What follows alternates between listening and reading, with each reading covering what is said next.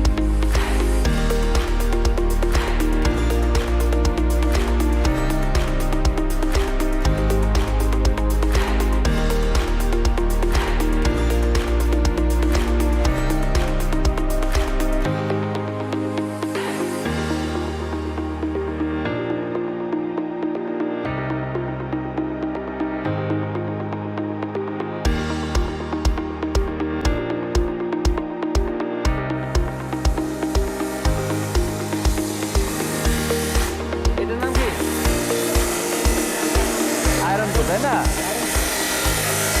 এইটা হলো এইটা, রাইট? এইটা, এগুলি এখানে আছে, এ আছে। যখন ট্রান্সফর্মার তৈরি করা হয় তখন এরকম শেপ হয়, রাইট? এইটাই কিন্তু এইটা, রাইট? থ্রি ফেজ যখন আকৃতি করা হয়,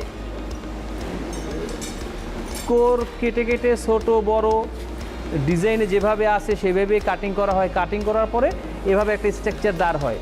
স্ট্রাকচার দাঁড় হওয়ার পরে যে ঘটনা ঘটে, ওই দেখো ওখানে কয়েলগুলোকে আস্তে করে সুন্দর করে ঢোকানো হচ্ছে, প্রাইমারি কয়েল এবং সেকেন্ডারি কয়েল। আর এখানে যে দুই ভাই যে কাজটা করতেছেন, এরা ফাইনাল এখন কানেকশন করবেন। তো কয়েল ঢুকানোর পরে এটাকে আটকাইতে হবে কিনা, যেন কোনো শব্দ না করে, টাইট ফিট যেন হয় ঠিকঠাক মতো। তারপরে ওখানে কানেকশনটা হবে। কানেকশনটা কি হবে? স্টার এবং ডেল্টা। চিকন না মোটা? সেকেন্ডারি। জাস্ট এইটুক খালি মনে রাখো, দুই সাইডটা ইন্টারভিউতে দুটো কথা বলতে পারবা, কাজ কিন্তু শেখো নাই, খালি দেখে গেলা যে জিনিসটা দেখতে কেমন, উইথ কনফিডেন্স। ওকে? আর কাজ শেখার জন্য তোমাকে এই সমস্ত জায়গায় মিনিমাম 2 থেকে 3 বছর সময় ব্যয় করতে হবে, আদারওয়াইজ তুমি এক্সপার্ট হতে পারবা না। তো আমরা এখন ফাইনালি জানি যে সেকেন্ডারি এবং প্রাইমারিটা দেখতে কেমন, কানেকশনটা কিভাবে হয়, স্টার এবং।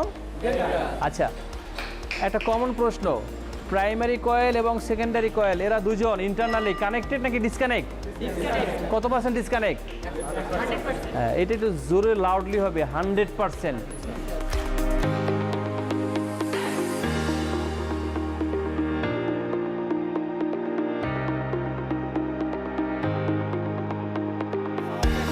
রেগুলেটর, পাওয়ার ফ্যাক্টর ও কন্ট্রোল করতেছে, রেগুলেট করতেছে, কাকে অন করবে কাকে অফ করবে সব কিছু দেখাচ্ছে। Okay? Circuit breaker protection, right? আর ম্যাগনেটিক কন্ট্রোলের সাহায্যে সে কখন অন হবে কখন অফ হবে সেটা সে নির্বাচন করে। বুঝতে পারছো?